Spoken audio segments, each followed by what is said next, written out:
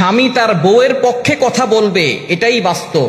কেননা আপনার মায়ের পক্ষে আপনার বাবা কথা বলে, আপনার ভাবির পক্ষে আপনার ভাই কথা বলে, সুতরাং আপনার স্ত্রীর পক্ষে আপনি কথা বলবেন, এটাই হচ্ছে চিরন্তন সত্য।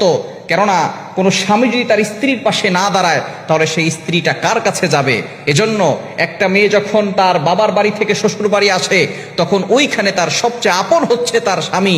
যেই সমস্ত স্বামীরা তার স্ত্রীর পাশে দাঁড়ায় না, ওই সমস্ত স্বামীরা আসলে কোনোদিন আসল স্বামী হতে পারে নাই, আসল পুরুষ হতে পারে নাই।